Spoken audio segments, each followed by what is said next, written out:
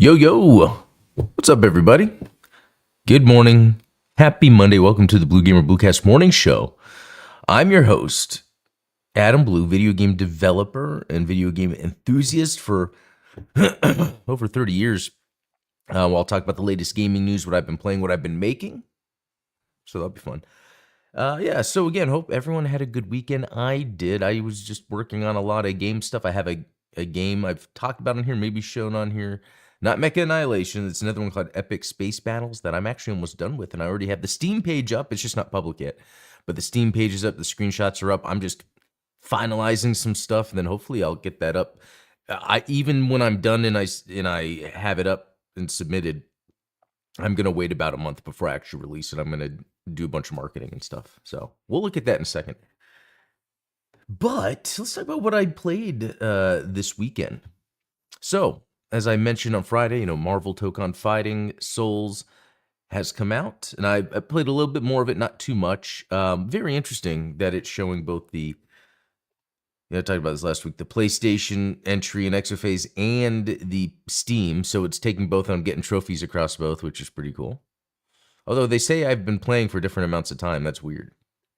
Anyway, doesn't really matter. Thoughts on the game, the more I played it this weekend, it's easy, but not in a bad way. I think the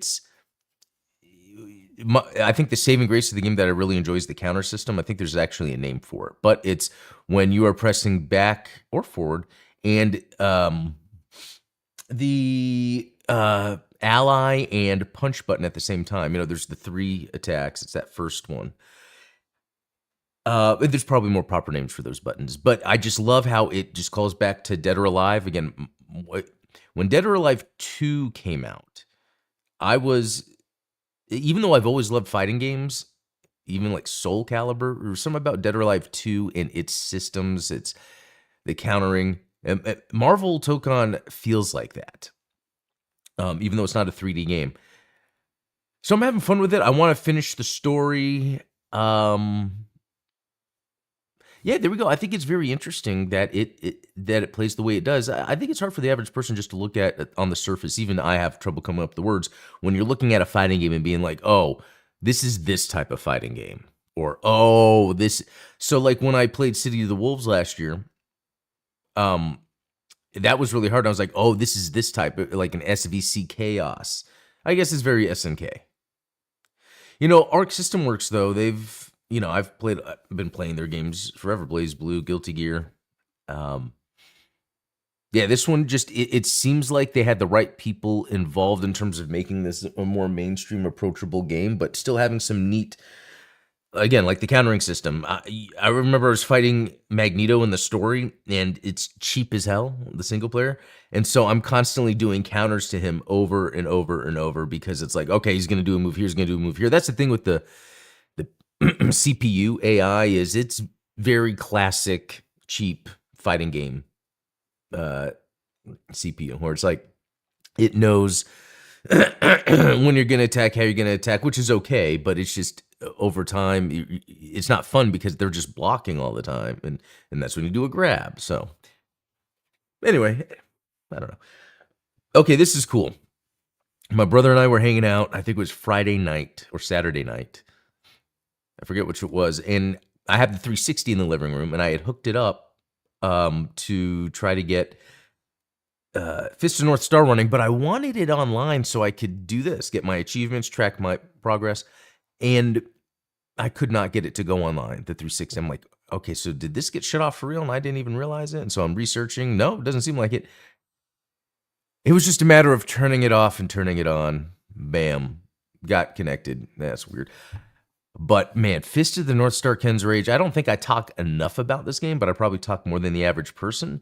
It's such a great game. It's weird how it takes the Musou fighter, the Musou action game, but it almost scopes it down, and it's more like what I like in a fighting game. When you press the punch, you wind up to punch. When you press the kick, he winds up to kick. It has very cool feeling martial arts. So when you're making the connections, you really feel like you're in a martial arts movie. You're surrounded by all these guys. And then it has all the cool Fist of the North Star stuff where the blood explodes and all that. And hey, Jim Killex, good to see you. Did you ever play this, Jim Alex?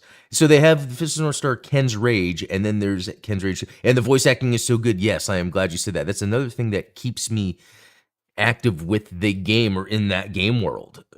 Even though it's a little rough because it's older, the graphics still are pretty good in some ways. But yeah, the voice acting is really cool. It sounds just like you're watching it. And the music, love the music. It's like this metal music that I don't know. It used to be the beginning of the Gundam Explained show. When I started, I had some Fist of the North Star music in there, or Ken's Rage music. Now, there's a sequel, and I've played it, and I think I even have it, but I didn't really play it much. I don't know. I want to actually get all the achievements for this Fist of the North Star, and then maybe I'll work on the second one, but hey, Edamame, good to see you. Jim Collects reminds me of playing Dynasty Warriors Gundam, which is interesting because they're all kind of the same. They come from that same Omega Force thing.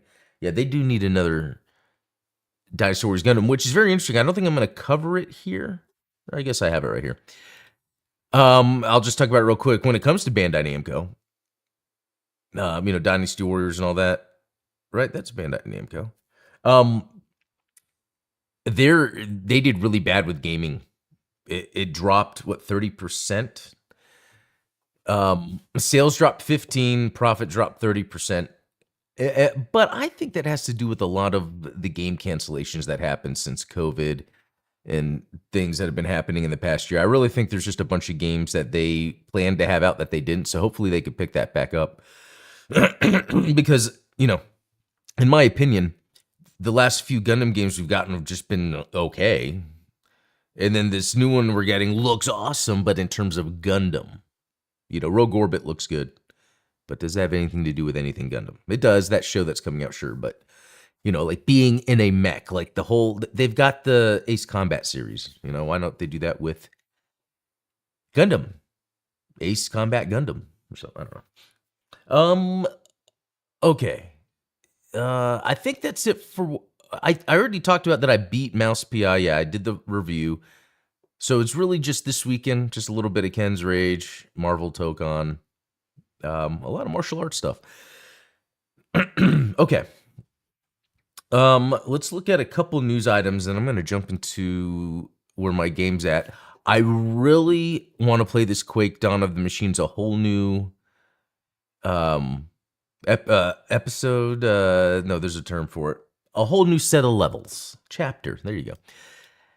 Whereas they did the one for Quake 2, but I never finished it. It's unfortunate, but I do want to go back to Quake and try that. So I left this up because I downloaded Quake. I want to jump in and play this new chapter.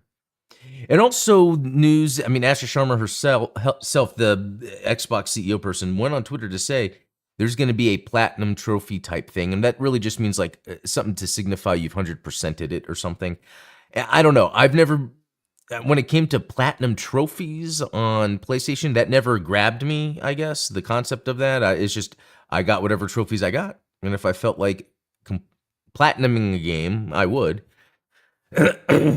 So yeah, with Xbox, I don't know what it's going to be. It's going to be just something that's supposed to come out. Not only is it supposed to come out later this year, some signifier that you've gotten all. I think it should be something that has to do with gold, like maybe there's like a gold Xbox thing. I don't know, just gold because of Xbox Live Gold. But, oh man, what was I going to say? I had a good point and I totally lost it because I had to kind of come up with a design of the the Xbox, original Xbox, and just original Xbox titles that are going to be backwards compatible on PC and Xbox are going to get achievements too. So they're going to Crimson Skies will get achievements. Heck yeah, I'm going to play through that game to get the achievements. That's kind of like what I've been doing here. And again, it's not that, I need achievements. It's more of, for me, this is that automatic journaling of the journey I went through in a game. Because I love looking back at games and then being like, I remember I did this, did that. Damn, have I not played Halo since the 29th? So yeah, there you go. Other news next, Sonic game to further evolve Sonic Frontiers open zone formula. I think we know this. It's just I'm glad to see it again because I didn't hear much about this since before Superstars. So when Superstars came out, that was like, okay, this is their 2D entry for the year. And I was a little disappointed. I'm like, well, they're probably just working on making a proper, like, open world 3D high production Sonic game. I've played a lot of Frontiers. Not the whole thing, maybe half the game.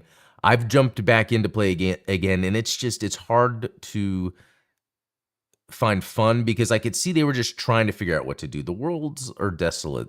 You feel isolated. It's post-apocalyptic. Yeah, that's common, sure, but then the game's just full of obstacles, and so it's hard to really find any sort of cohesion in the game world other than me being a character going through obstacles. With the other Sonic games, they really did a good job of making the world Sonic's in really feel like it makes sense. I don't know. So we'll see about that. And then Patlabor, I can't wait for this. This is a game coming out September 17th. I've already looked at it like a whole bunch.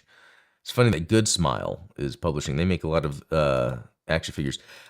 Man, this looks cool, especially because the designer of these mechs did Gundam 0080 War in the Pocket, which was an awesome take on Gundam Mecha.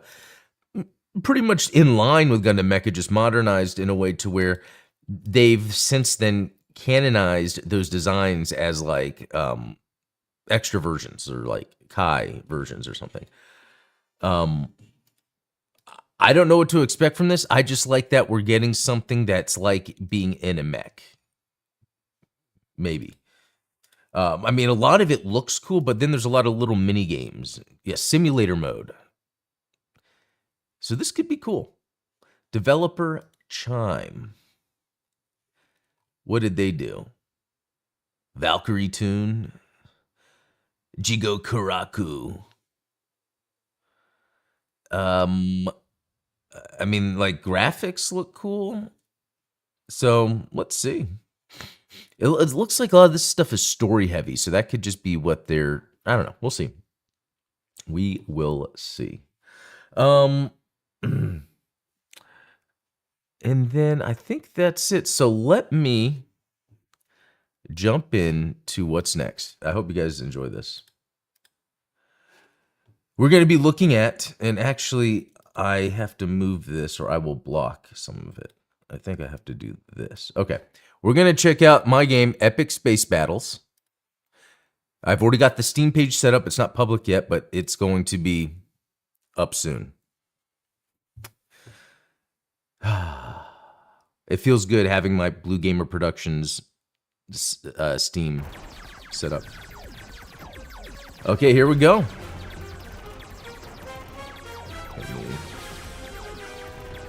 So, Epic Space Battles, a war for Earth's orbit. It's a new game that's nearly done. Click Start. And then here you go. Let's start a battle. So basically the point of this is you have your own fleet that's doing the fighting. You don't move them around, but you do the upgrades here to make your fleet as badass as possible. And right now, early on, what you want to do, and I don't know how much I'm going to just keep it the same or add little variations, is increase your fleet capacity. Make sure you can overrun them. And for now, I am going to pause the music, just so we can focus.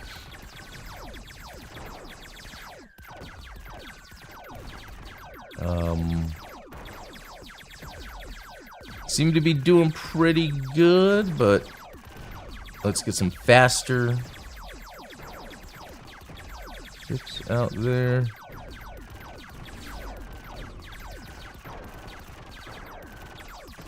Okay. Getting up there.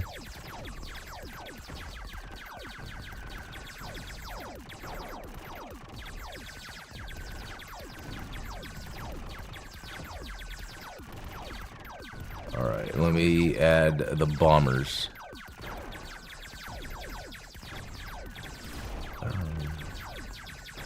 Fleet capacity. Increase. I'm gonna save my money real quick to get a Doctrine Command. And you get Doctrine Command, and this lights up, and then this down here at the bottom right, you click that, and you open. So this shows notifications that you get of what's happening in battle, but also I'm gonna do this Command Doctrine to get.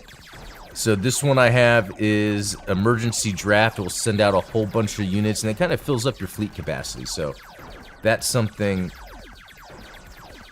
So by increasing the fleet capacity, I can see that my fleet's increasing fast. Okay, right now it's just hovering. It's actually downward. It's going down, actually. I have to do something here. I'm gonna... yeah, I'll totally... Damn. Okay, something happened and I messed up, because... Alright, and that was a little...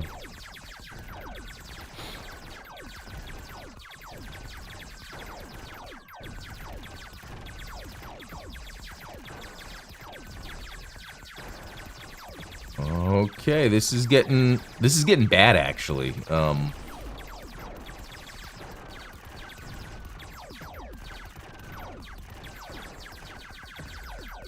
They're completely annihilating me. Holy crap. I don't think I've been beaten this bad, but this is okay. Because I want people that feel this experience when they're playing. They're like, oh crap.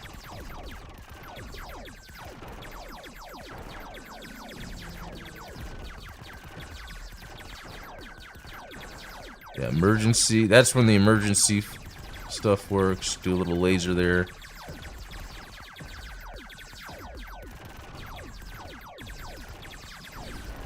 I don't know, guys. This is already looking pretty bad.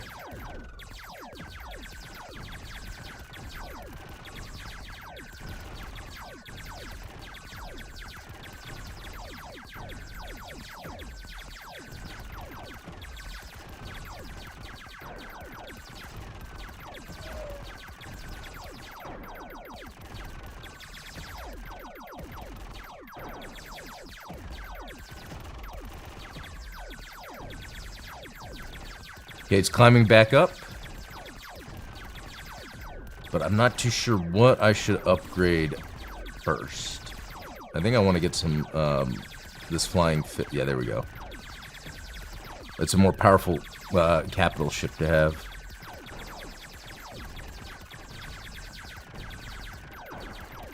Don't need to increase capacity yet because I'm hovering around, yeah, 120, so... What I would love to do is get... I'm going to make it cheaper, the carriers. Because I wanted to make it where the game more quick... Okay, I got to do something. I want to make the game quickly get into the huge battle. Sometimes it doesn't happen until later on, but, like, they've got me pushed down here pretty far.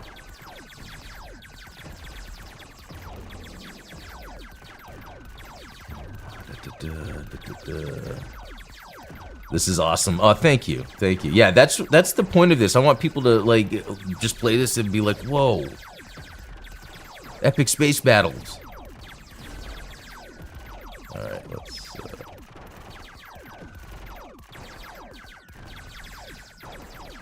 Although I am getting decimated, because there's pressure north and south, and I'm being pushed down. Although I'm at... Okay, so let's keep increasing capacity, because I feel like I'm getting to a point where it is increasing.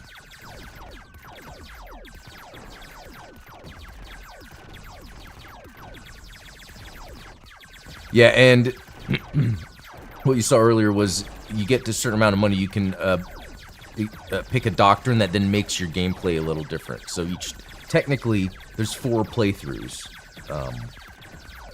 depending on what you pick.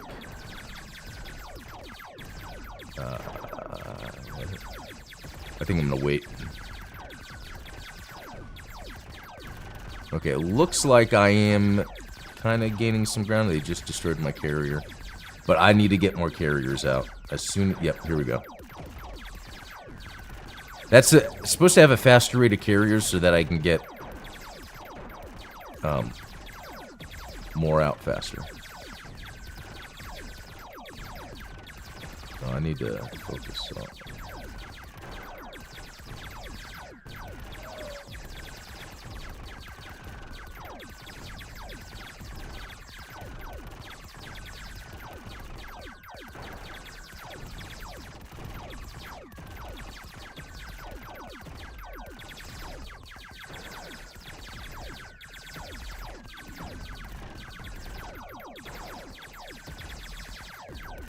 Man.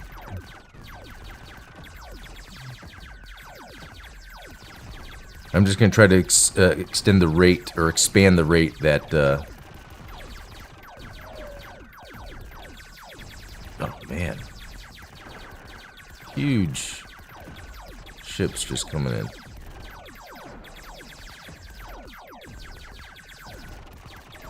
Okay, offensive contained, but I'm still at a collapse risk.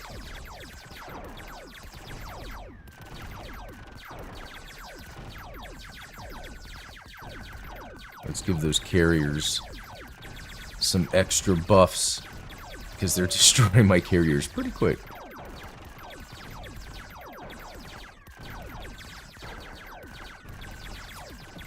Not looking good.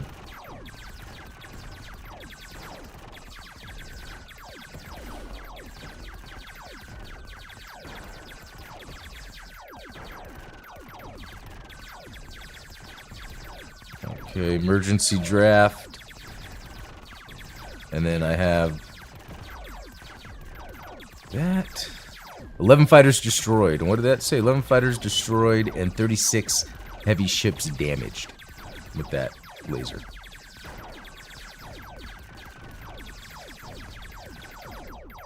Yeah, I'm watching my fleet capacity since it's not up all the way. I don't need to increase that. I'm just going to increase how quickly they respond.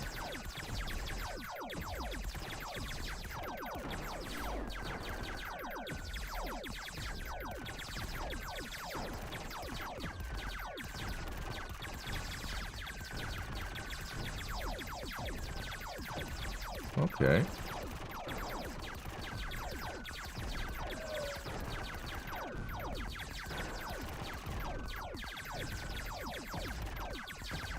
I don't know if I can recover from this.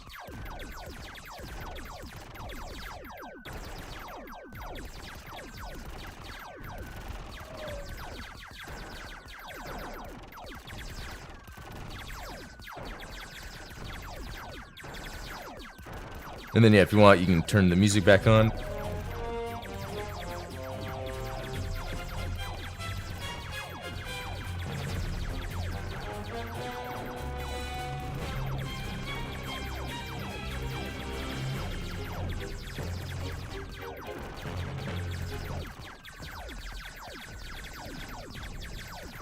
Emergency draft. Yeah, I'm dropping down to the 180s.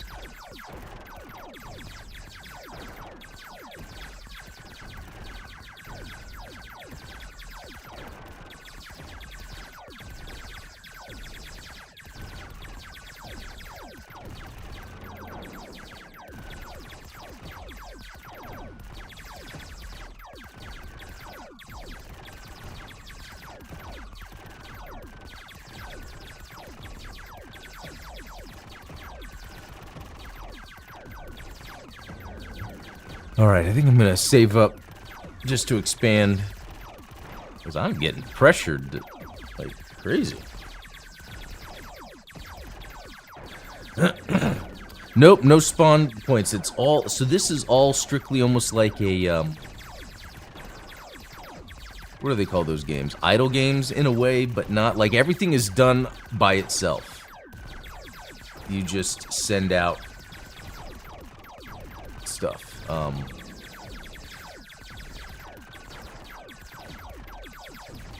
And then there's this emergency button, but because I'm already, like, let's say they broke the lines up here and started attacking my command ship, I could press this button, and then all the units would converge and defend the command ship. Actually,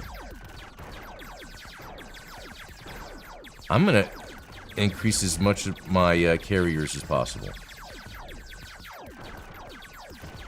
That could be very helpful here.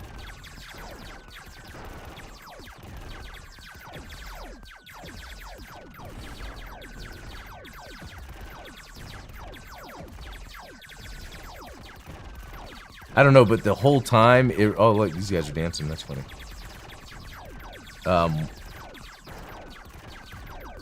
Yeah, from the beginning, I was, yeah, pretty much just destroyed. Let's try this again. All right, so.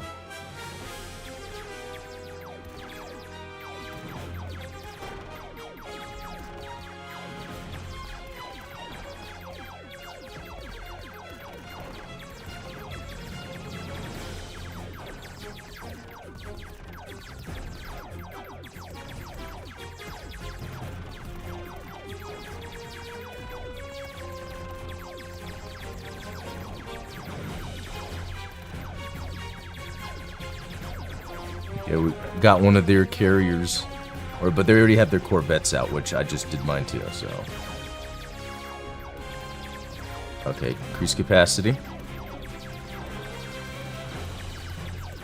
Because if you don't increase capacity at the right time, that's probably what happened to me last time, and you kind of get backed up. Okay. Alright, so now I have bombers, Corvettes, and fighters. They all have their name.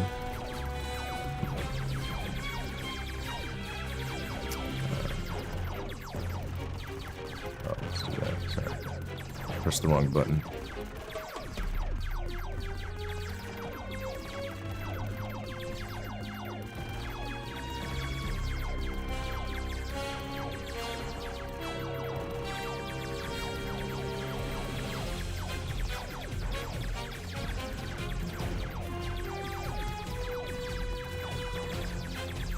Okay, this one is a little more in my favor. Fleet capacity reached. I need to increase that.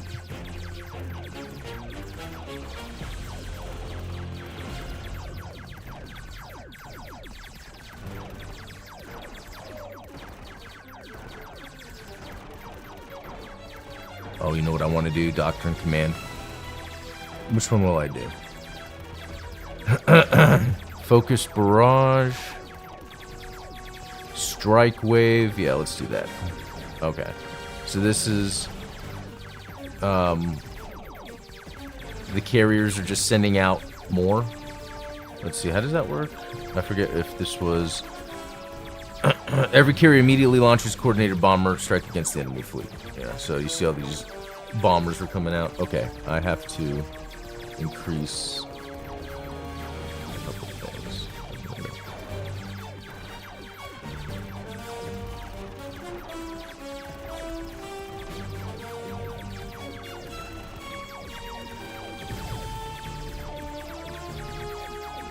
That was a direct fire from my command ship. So now you can kind of see the difference since I was able to push up a little quicker with different options here.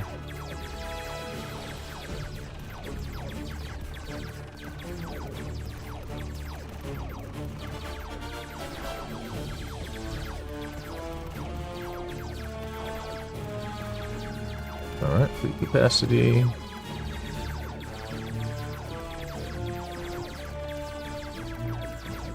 That going on. Oh. They destroyed one of my carriers. I need capacity. Yeah, see, this is good. I'm reaching capacity really quick. So the best thing for me to do is just keep increasing the capacity and I'll overwhelm them. Like, look at all these fighters coming out. Yeah, as soon as I can, I want to... Ooh, I'm about to.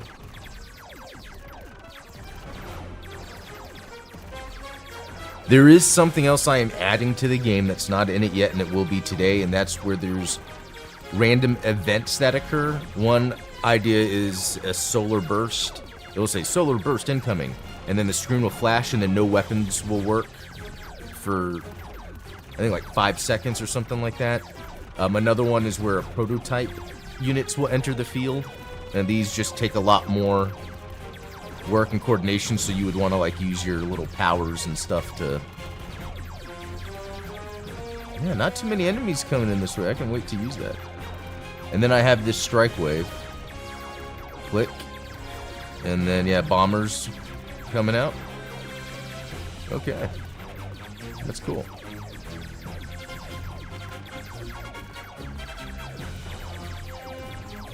You can have up to 4,000 total ships on screen at once. So right now it's probably, you know, it's probably around 600 or something. But like when I was originally putting this together, actually I'm gonna turn off the music for a second. I was doing simulations with like 4,000 on screen at once, and it was working. So I was like, all right, that's my game plan.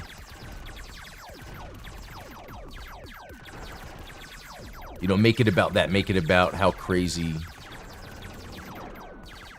you know, it can be.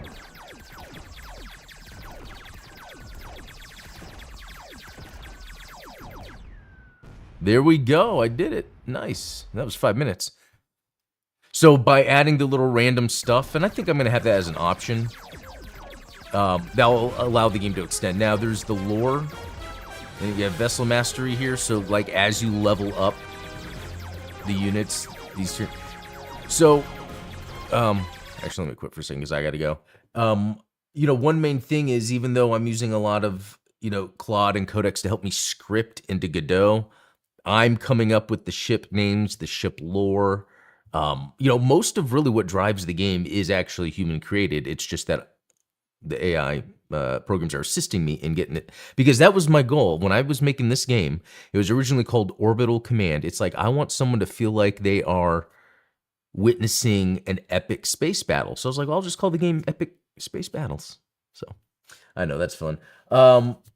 Yeah, I always found bombers in space funny. Yeah, you know, me too. Until I realized it's more of their payload than really like dropping a bomb. I think that's where The Last Jedi messed up, because, you know, with the Y-Wings, you know, they were bombers and they would just come in, you know, and they'd have their like payloads. But in The Last Jedi, yeah, the whole thing with it yeah, I don't even want to get into The Last Jedi. Anyway, guys, I'm going to head out. That was a lot of fun. I'll be back tomorrow on the Gundam Explained morning show. So until then, have a good one. See y'all.